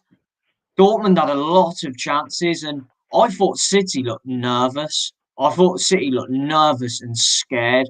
I think the whole thing about them getting knocked out last year by Leon, getting embarrassed. Pep Guardiola needs to win the Champions League for Aguero and needs to win it for his career at City. I think it got to the players because that wasn't a City performance. They looked nervous. City never usually give teams chances like that. And if you look at Dortmund's team, it was so poor. It was such a poor Dortmund side. And the fact Dortmund have gone there, should have had 2 away goals. I'll tell you what, it's all to play for in that second leg. Because if City play like that against Bayern I think if City get through and Bayern get through and they play against each other, if City play like that, they're getting dumped 4 or 5-0. I'm telling you. They were poor. Diaz and Stones weren't great. Kyle Walker had an off day as well. City were poor, really poor. I watched this game. They were not great at all. Dortmund were incredibly fortunate that they got their goal because it was a bit of an error from Kyle Walker, but they fully deserved it. They were the better team, in my opinion. I think City knocked the ball around well, don't get me wrong, like they always do. But in terms of chance creation, Dortmund had them at arm's length. There was a few occasions where, they had to make last-ditch blocks, but you're playing City, that's going to happen. But Foden bailed them out. What a goal. What a goal from an amazing talent. What a big goal as well. But if you're Dortmund, you're fuming because that Bellingham incident, it's ridiculous. Absolutely ridiculous. And for those that don't know what happened, Bellingham literally just goes to press Ederson, who's messing around with it. Ederson kicks Bellingham because Bellingham gets to the ball before him, goes on the floor and starts screaming. Like a sack of potatoes. Yeah, like a sack of potatoes because he knows that he's messed up. And the referee blows his whistle before Bellingham puts the ball in the net. Now, why that's a problem is because VAR can't review the incident because the whistle had been blown before the goal had been scored. So VAR could not overturn a quite blatant goal, which is a shame because it just shows how bad the referee was, who I thought had a stinker, because how you can give a foul for that. I get the angle that he's coming from was probably a foul. To him, it probably looked like it because footballers nowadays go over for nothing. But don't blow your whistle until Bellingham's put the ball in the net, because surely he gets trained to function. Right, let him score the goal, then I'll blow my whistle, then VAR can review it and see if there's anything wrong with it. Don't blow your whistle, you idiot. You've just prevented a perfectly good goal through being stupid. Like, surely these referees get trained, because he had an absolute howler. I don't want to see him referee a Champions League game again. That was horrendous. And the fact that Bellingham spoke so well about it, you just feel sorry for the kid, man. 17 years old. He has to face the media when that had been his first Champions League goal in a quarter-final against Manchester City. Perfectly legitimate goal. Gone. It's a joke, honestly. All to play for in the second leg, though. I was just going to say, just on that, I've said for the last game. I don't think Liverpool come back. I think Real Madrid would go through now. This game, if you had to put a sort of a quick prediction for how the second leg would play out and who would go through, what would your gut be? Dortmund, straight up. Ooh. Straight up. I think Dortmund showed so much quality in that game. I think if Dortmund had Jadon Sancho, they'd have won it. No doubt Yeah, about it. And they should be going back to their stadium on a draw with 2 away goals, in my opinion. And I think City are petrified of Haaland, especially, and Royce. I think those two can really link up for them. Don't get me wrong, I would not be surprised, hand on heart, if City get an early goal and just see it out. But I tell you what, Dortmund did not go there and think we're just going to be a number here. City are brilliant. Let's just let them win. I think Dortmund are going to give him a hiding. I really do. And Haaland steps up in big games, and he hasn't scored many goals recently. And I can feel a big goal from him coming. And all of a sudden, if Dortmund get that first goal, the whole narrative of the tie changes. City are petrified then, because yeah, again, it's like another Leon situation. A side that they shouldn't be losing to have more than competed with them. That away goal has really swayed me. And the fact that Dortmund should have had a second, they were robbed of a second. I don't think City are going to estimate Dortmund's quality, especially going forward. And I feel as though this is where a real big mistake could be made. And Pep may get it wrong in the Champions League again, because I don't think they played particularly the right personnel. Because I thought Bernardo Silva in this game was anonymous. I think it was absolutely anonymous. I can't even remember him playing. And it's bad for Gabriel Jesus when you can't trust a striker to play a centre forward in a false nine. So look, City have definitely got the quality to beat Dortmund, but Dortmund put a massive marker as if to say, look, we may be weakened by injuries, but I tell you something, we're still more than capable of competing with you lot. definitely. I mean, don't get me wrong, I'd be more than happy for Dortmund to go through. I just think,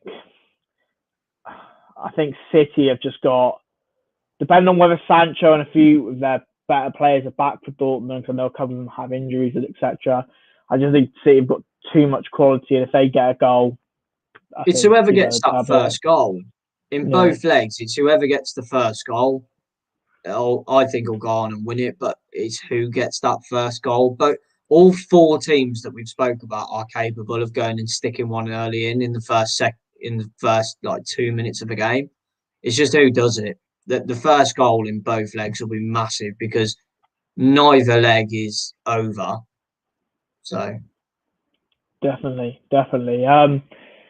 So that's the reviews done of all the results. We're now going to quickly fire through score predictions of both Champions League, Europa League, and Premier League.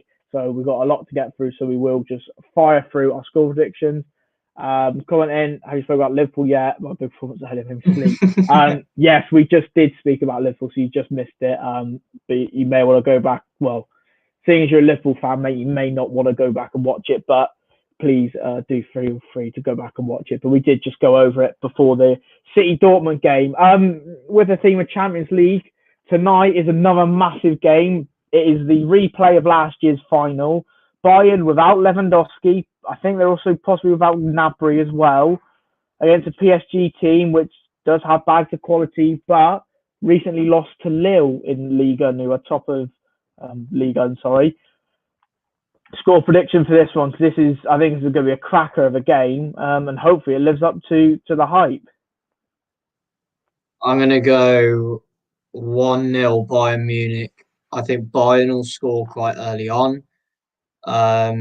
I think they'll have enough defensively to contain PSG. I think it'll be difficult because obviously Mbappe, Neymar, etc. But I think PSG will be happy with anything of a 1-goal deficit. And look, not having Lewandowski is absolutely massive because he's so influential to how Bayern Munich play and bagging the goals in.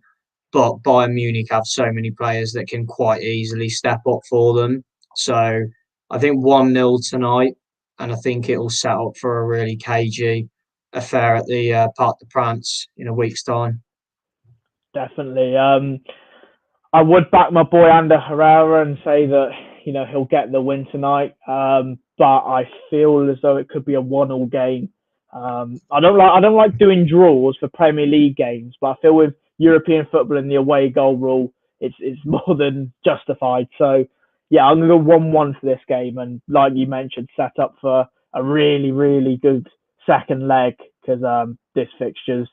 I think this one's probably. Would you agree this one might be the tastiest fixture, the quarterfinals of the Champions League, or do you think there was another one which caught your eye a bit more? I think this one just purely because obviously PSG are their whole club is based around winning the Champions League, isn't it? Their whole vision is winning the Champions League, and with talks about Neymar rejecting his contract, a new deal, and Mbappe being quoted to move on. Realistically, PSG need to win the Champions League this year. I think to keep the likes of Mbappe on board and keep the likes of Neymar within the realms of the club. So look, PSG have definitely got the quality to hurt Bayern, but Bayern have also got the quality to hurt them. I don't think it'll be a big scoring game though, because I think both sides are quite good defensively. Knowing my luck, it'll probably be a 5-2 or something now. But yeah, no, I think this is the most mouth-watering one. I think a lot of people think whoever wins this one is going to win it. And plus, whoever wins this one is probably going to be playing Man City potentially. So many big guns, or Dortmund, so many big guns in one side of the draw. If I was a Chelsea or Liverpool fan, I'd be absolutely buzzing if I can get past the quarters. Well, we'll speak about Chelsea now. They got the easy draw. They were all wanting it. I think every team wanted Porto. Chelsea was the one that got them. However, this is not a Porto team which had an easy route to where they are now. They just knocked out Juventus, which, for all their problems, has always got Mr. Champions League Ronaldo, and they knocked him out. So, I don't think this game is going to be as easy as people think. And Chelsea have a point to prove against, after the West Brom result. So, how do you see this one playing out? 0-0. I think it'd be a really cagey game. I could see Chelsea shoring up defensively. Porto, I don't think will have it in them to break them down. I think Chelsea will just be happy to get them back to Stamford Bridge with no deficit. I think Chelsea could even sneak it 1-0. I think they'll be very similar to tactically to how they try and approach the Atletico game.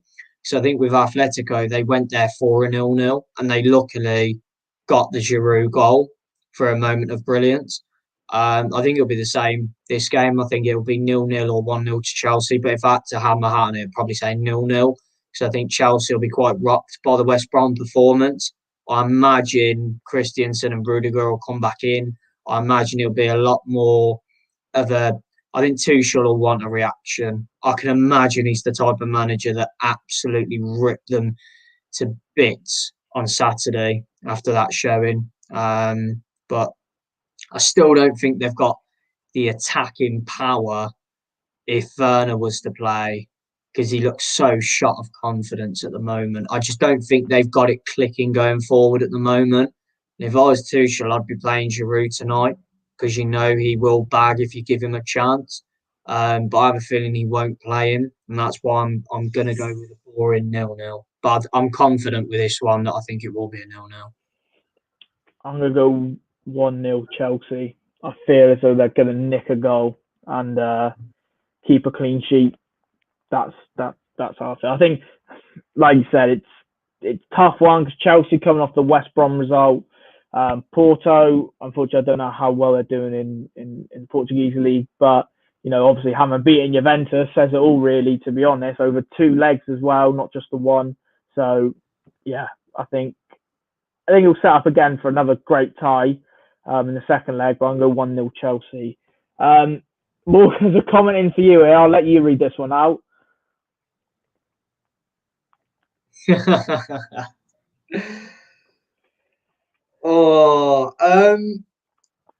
If that's a reference to Happy Hour, Jack Mate's podcast, then I'm buzzing because I'm a massive fan of it. Quite controversial though. I'm probably going to get slandered for this, but I don't actually have meal deals. I'm not that type of person. I know I've absolutely slaughtered myself here, and this is probably going to be a clip, but I'm not really a meal deal person, mate. So yeah, I haven't got one. I genuinely haven't. I know I've just dropped that bomb, but All right, so can we just point out, if you had to walk into Tesco and you were getting a meal deal, like, you know, the concept of it, like, I'd what get right. So I would get, if it was a sandwich, I'd get a BLT. Decent. Right. Decent. Drink, I'd probably get a Ribena or a water. Ooh, you should have stopped the Ribena, lad. You should. I am the blackcurrant guy, so I would probably favour a Ribena. And then snack. Oh God, I'd probably just go. This is difficult. I'll probably just go with, like, you know, the fridge raider, like the chicken bites. I'll probably just go with them. That's Yeah. decent. I have. Right, I need to save myself here. I have had a meal deal before. I've had one bought for me, but I have never gone into a shop and bought one myself because I don't tend to go out and buy things like that. I end up just having just main meals and stuff. But you can rinse me all you want, Reese. That's probably a really poor thing from me. So for Morgan, this is going to be a clip. This is going to go on TikTok. For Morgan, we've got a BLT, a Ribena. We're going to go Ribena instead of water, yeah? Yeah. Ribena, and then fridge raiders. I'm guessing any flavour. It doesn't really matter. I think that's decent, to be fair. Yeah, I think for myself, I tell you what, I did try actually after Pie went on the Happy Hour podcast. I did actually try the chicken. I tried the chicken club. Yeah. And no, it's pretty good. It's very good. So I'll probably say that's a good sandwich. Maybe I might go for a tripler if I'm a bit more hungry. You know, whether that be an all day breakfast or whatever. Just if there's another sandwich, if I'm a bit more hungry. My choice of drink, it depends. I do like a good Monster, to be fair. The Monster white one, the Ultra, that's a good one. But I suppose maybe a Lucozade or something, you know, easily adaptable. But my main one would probably be a Monster White. And snacks. Snacks a difficult one because sometimes, I don't know, sometimes with Tesco's you can get like a sushi snack. And I know that sounds stupid, but I do like a bit of sushi. But if I had to go like Chris, to be fair, I like refrigerators as well. So what did I get the other day? Did I get refrigerators or did I get Chris? Oh, I think I got refrigerators. So I'm gonna go. I'll go chicken club, refrigerators like you did, and a Monster, the Monster White, and that's my meal deal. So yeah, Decent. That'll be a clip, and I'm sure people will have their say on that. And yeah, Reese, put your comment what you think of that. But anyway, back to the football. Just quickly, Europa League. Zagreb v Villarreal. Don't really know too much about the clubs apart from obviously in Europe. Villarreal, Unai Emery against the team that knocked out Tottenham. I am going to put my neck on the line and I am going to go 1-1. I think 1-1's the safe one. I think to be decisive, I'm going to go 1-0 Villarreal. I think Emery is pretty good in the Europa League, apart from going in finals. Sorry, Arsenal fans. Reliving Baku, but Zagreb seemed like a bit of a one-man band with Orsic. I can't lie. He seems sort of their main man. And Emery being the defensive-minded coach that he is, I think he'll have a plan to sort of stop Orsic and stop Zagreb. So I'll go 1-0 in the first leg, and they'll take a lead back to their stadium. Arsenal, Slavia Prague. I know a lot of the world is sort of on Arsenal side for, obviously incidents which happened in the Rangers Slavia Prague game, which we won't get into, but if you have seen them, then you know what we're talking about. But in terms of the football and keeping it football based, I think it'll be difficult for Arsenal because, like I said, Slavia have beaten Leicester, very good team. Rangers, who are have been unbeaten this season, albeit in Scotland, but also I think they were unbeaten in Europe as well. Sorry, Yeah. I think don't hold me to that. So there's two good teams that they've beaten there. So I think it will be difficult for Arsenal. But in this game, I'm gonna go 2-1 Slavia Prague in this game. I think they get 2 away goals. I think 1-1. I think Slavia will score first, and I think Arsenal will come back and get a goal. Um, yeah, for sort of non-footballing reasons, I hope Arsenal absolutely stuff them. Mm. However, I don't want to get butchered by saying this, but you can't really like Slavia Prague. I guess like, if we are reflecting on the incident, Slavia Prague as a club should be disappointed, but it is the individual as well, like that did it. We can't tarnish Slavia Prague as a club with one brush under one player, but he does represent the club, so I fully understand why people are going for Slavia.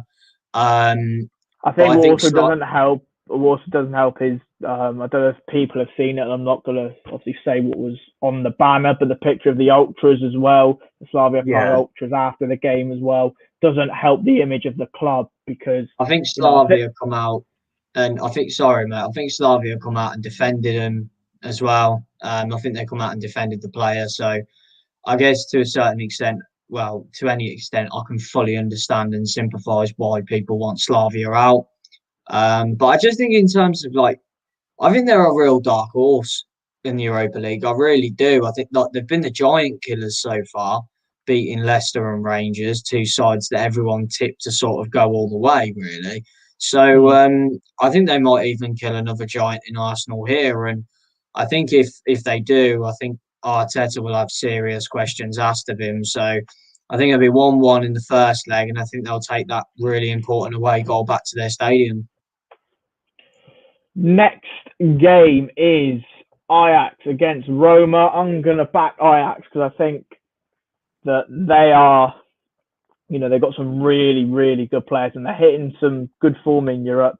The likes of Anthony, Gravenberch, players like that at such a young age as they always do, playing fantastically well for them. Even I think it's David Klaassen who's back at Ajax now, playing really well. Sort of, I want to say replacing sort of that Van der Beek type role that he left there, possibly along with sort of the likes of Frankie De Jong and players like that.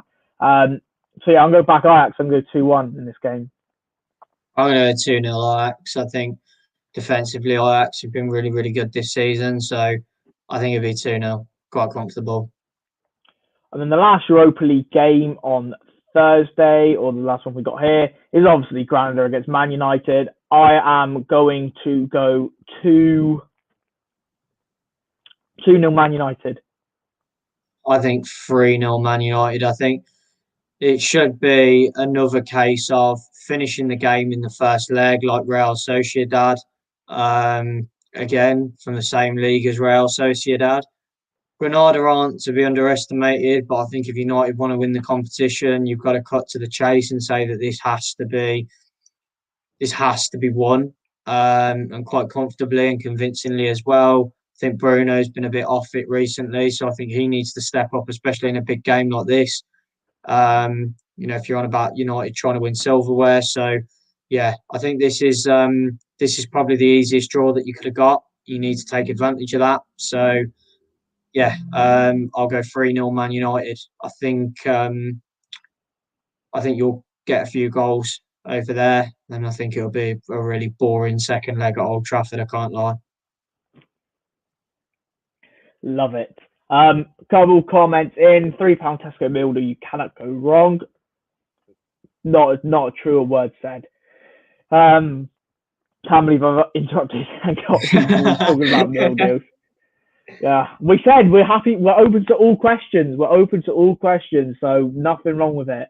And then finally, opinions on Kevin De Bruyne. Honestly, baller. Honestly, today baller. He must. He easily got about 2, 3 assists and probably a man of the match rating as well. However, he slandered my corners, so I'm not having that. Right, Premier League predictions. As always, we're going to rattle through them. Quick fire sort of prediction. Starting off with Fulham against Wolves. Fulham need a win. Wolves have been here and there this season, getting a good result, but then lots of bad results, good result, bad results. 1-0 Fulham. Oh, you've stolen mine. I'm going to Great minds stick with think you though. alike. I'm going to stick with you though because I think Wolves struggle to score goals. I know that they've just come off the back of scoring 2 against West Ham, but it didn't help that they put 3 the other way. Fulham, I think this is as big as if Fulham lose this game, I think they could go down. I Wow. think they could get relegated because Newcastle would still have a game in hand on them, I believe. The Newcastle come up in this game week.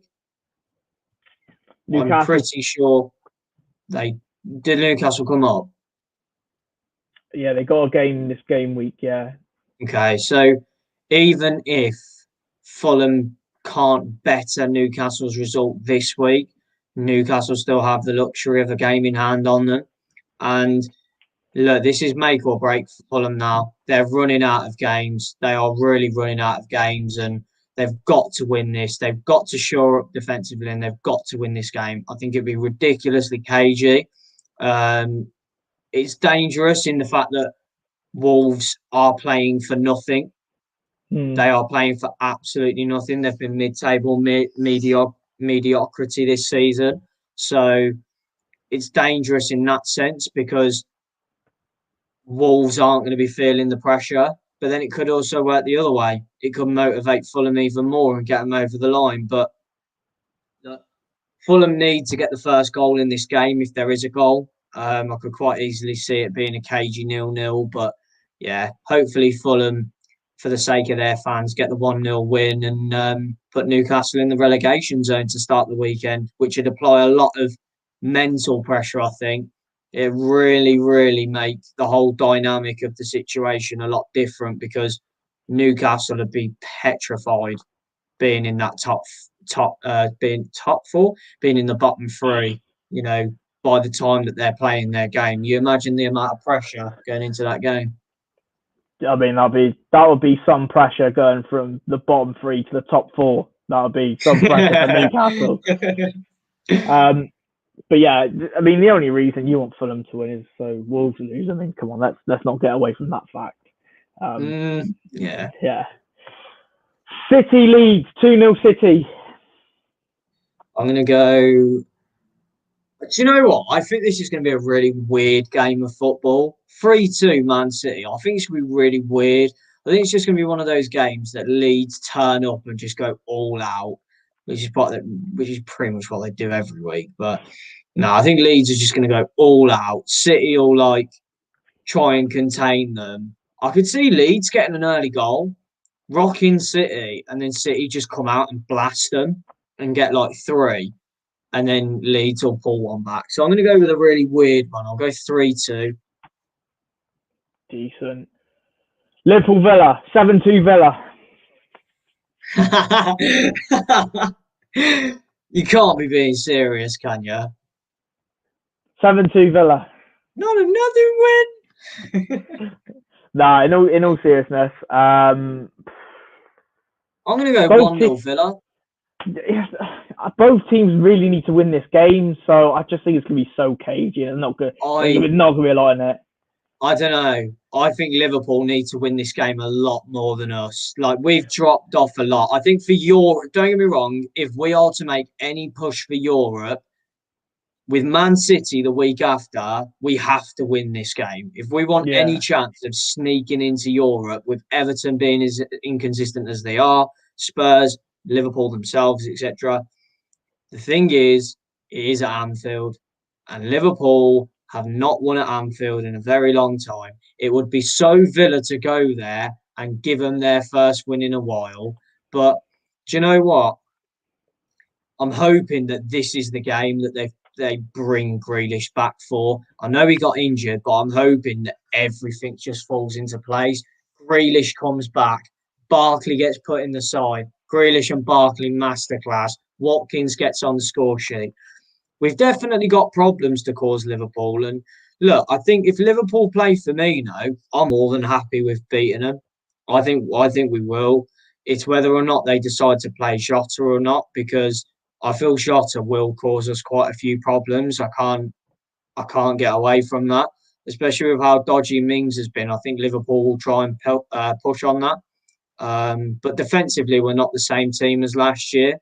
And going forward, hopefully with Grealish back, I think we'll be a real outfit for them to face. I'm going to go 1-0 because I'll never back our boys to lose. But it wouldn't surprise me if Liverpool get another win. We're not playing great right now. I think the 3-1 against Fulham, I think the last 15 minutes scathed over how bad we've been recently. And I think it's a result that really didn't reflect what happened. So I'm going to go 1-0 Villa, but I will be honest, it's probably the least confident I've been this season in a Villa prediction. I can't get away from that. I'm going to go 1-1. That's not even a bad shout, to be honest. I don't think either team will win it. But hey, watch this be a clip next week. Palace, Chelsea. Ooh. See, we don't know how. The thing is, I don't know how Chelsea are going to perform against Porto. So that doesn't help us. But 2-0. No, do you know what? 2-1. I'm going to change it 2-1 because Palace have now got Zaha back, which is massive for them. I think they will cause Chelsea one or two problems going forward. With Eze, Zaha, Batshuayi as well, got on the score sheet against Everton. I thought Palace deserved getting back into the game against Everton and getting their draw. So, yeah, Palace have just been very boring this season, and I could see this game being quite a bore fest. In fairness, I think two sides that are just defensively very tactically all right. Like Chelsea are obviously tactically better than Palace, but I think both of them play defensive sort of philosophies and try and tactically win games like that. So I'm going to go 2-1 because I think Zaha will get on the score sheet. He loves a goal against Chelsea, so. I'll go 2-1 as well because I didn't know Zaha was back. I'll go 2-1. Burnley, Newcastle, massive game, down at the bottom. Again, I just feel this could be a game when no one wins it. And, it's as you were, to be honest. 1-1. This has got 0-0 written all over it. But the thing is, this is the game where Newcastle really need to step up, because this is probably one of their most winnable games from now till they play Sheffield United, second last game of the season. This is their game. They have to win this. Like, simply have to win this. And again, I think if they don't win it, I think they will go down. This week, I think, is massive because both Fulham and Newcastle have winnable fixtures against sides that have got nothing realistically to play for. And Burnley are going to be rocked by the Southampton result, being 2-0 up and having their defence breached 3 times. That's not like Burnley at all. So I don't think it's going to be a high-scoring game. I don't think it would have been anyway. But I'm going to go 1-0 Newcastle. I think they're just going to absolutely stink it out. I think Alan St. Maximan or Almiron will just come on and do a bit of brilliance, or Willock. I think Newcastle have got a few game winners that may get them over the line. But again, I would not be surprised if this is a 0-0 because I think it's got 0-0 written all over it. Final 5 fixtures, so we'll just rattle through these as well. West Ham, Leicester, massive game. Arguably the biggest of the weekend. Obviously, there's a big hitter coming up Actually, next after this one, West Ham v Leicester. Do you know what? I reckon the team will win this, and I'm gonna go with Leicester, but it'll be a narrow win. It'll be like 2-1, 1-0. There'll be one goal in it. So yeah, 2-1 Leicester. I was going to go 2-1 Leicester, so to be a bit different, I'll go 3-1 Leicester. Decent. Then the other big game of the weekend is Tottenham Man United. Mourinho taking on United again. Do you want to do that every time United play a big six club or something? Mate, I'm going to do it every single time because it is my go-to because it happens so much this season. This game has honestly got 0-0 written all over it. I think it will be 0-0 because I think Man United will be happy just not to lose because I don't think they'll want Jose Mourinho and Tottenham to make any form of charge towards the four. Look, Man United should approach this game. This is the game where Ollie needs to just grow a pair of balls and just go for it because Spurs are literally there, just ready to get it, just ready to lose this, just ready because that defense is horrific right now and suspect. Their midfield's not working the same as it is because there's almost a disjointed feeling amongst the group. They haven't. I think Son came on for a little cameo against Newcastle, so I think he might be back. I don't know whether he'll be fully fit to start. Bale obviously probably isn't going to start. So Man United need to win this game because this is massive for top four security. You need to stop Tottenham from trying to break into the top four, and you need to yourselves obviously manage to cement that top four place. So I'm going to go 0-0. I just think it's going to be a really boring game of football that everyone builds up, and it'll just disappoint. I'm going to go 2-0 Man United. I sense. Look, we haven't played. I don't think we've played particularly well. If you look at the Brighton game, we didn't play well. Before that, Leicester in the FA Cup didn't play well. There's been games before that, West Ham, where we've got through it. I think we're due a good performance, and hopefully after Granada, that win as well. Fingers crossed, win. We'll take that momentum into this game. So I'm going to go 2-0 Man United. Sheffield United Arsenal relegation battle. I'm going to go 2-1 Arsenal. Do you know what? 0-0. If Arsenal haven't got Saka and Smith Rowe playing, I can't see them scoring. Because Sheffield United were quite impressive against Leeds, I thought. I thought they put up a really good fight against the Leeds side that, let's be honest here, if you're going away to Leeds when you're getting pretty much relegated, it probably looks like curtains, really. You probably just don't want to go to Ellen Road because of how much they attack teams. But I'm going to go 0-0 because I think Arsenal without Saka and Smith Rowe are toothless. But it wouldn't surprise me if just a little bit of Odegaard magic gets them over the line with a 1-0 win or something. But it'd be so Arsenal to lose 1-0. It'd be so Arsenal. Baggies versus the Saints. West Brom, as always, need a win to have some slight form of hope to stay up. Southampton are sort of safe, mid-table to bottom half, sort of stability. So 1-0 West Brom. Do you know what? I was going to go with that, but the Saints showed real character against Burnley. I watched the game and, 2-0 down when you're on the horrendous run of form that they're in shows a lot of character to come back and win that game 3-2. Considering as well, you couldn't be playing anyone worse to try and break down than Burnley, and they were brilliant. As soon as they went 2-0 down, the reaction was really good. I just think that West Brom are going to win, though. That result against Chelsea, this could be massive. This could be like the greatest Premier League escape we've ever seen. What is Big Sam going to pull off? 1-0. He'll pull it off. Decent. Finally, Brighton against Everton to end the Premier League game week. Brighton still need points just to secure themselves in the league, as much as we both think they're safe. Just to give themselves a bit of breathing space away from Newcastle.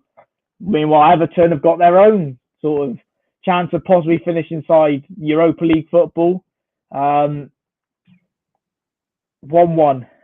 This is a horrible game to predict because Everton are just so inconsistent. Brighton will probably have an XG of 4 and score 1. I'm going to go. Do you know what? I'm going to go 2 on Everton. I think Everton need a win to try and get their European charge sort of reignited, and Calvert-Lewin needs a goal as well. So I'm hoping. I haven't got him in my fantasy anymore, I don't think, but I think I got rid of him ages ago. But I think he'll come back with a few goals. Maybe even James Rodriguez as well gets one. But I'll go 2-1 Everton. Big prediction for the final game. And that does wrap up today's episode. Morgan, before we do go, a comment come in from Reese again. Liverpool and United playing the same team on the same day that battered them months ago on the same day. I smell revenge. Do you know what? It's an interesting point. I've seen this quite a lot. I just don't think Liverpool, and I stand by this. I just don't think Liverpool have the characters within that dressing room, enough of them, that were there that day that we trashed you 7-2. You got to look. Van Dijk was playing. Gomez was playing. Henderson was playing. None of them are there, and I think if it would have been the same Liverpool team, I genuinely could have seen you probably trolleying us like 4 or 5-0. But it's just when I watched you midweek yesterday, there just seemed to be a lack of cohesion, and that's fully understandable. You know, you've been hampered by injuries, but I feel like there's areas that Villa are really going to exploit. We're very good at getting the ball in behind teams, and we're seeing that Liverpool are playing this incredibly high line. If you've got Ollie Watkins playing in that space behind, I really do think that Liverpool need to consider the tactics to this game, because if you allow Ollie Watkins or Jack Grealish, for example, if he plays, the space that they are behind the back four, I think we'll have an absolute field day. I really do. And it gives me confidence that obviously Brighton, Fulham and Burnley have gone and got results there. We're better than all of them teams. And if our players, you know, off the back of a really big win for us can turn up, then you know, it'll be a really good result for us. But I do think that there will be a part of Klopp that will go, look, these like trolleyed you 7-2 at the start of the season. If you want any more of an incentive to go and try and break into that top 4, go and beat these lot. You haven't won at Anfield in a while. Go and beat these lot that made you look like mugs at the start of the season. Go and right the wrongs. So I think it's dangerous in that sense for us, because Liverpool, don't get me wrong, have got the quality to go and beat us by a heavy scoreline. Of course they do. They're the champions. But I think that centre-back partnership is to be got at.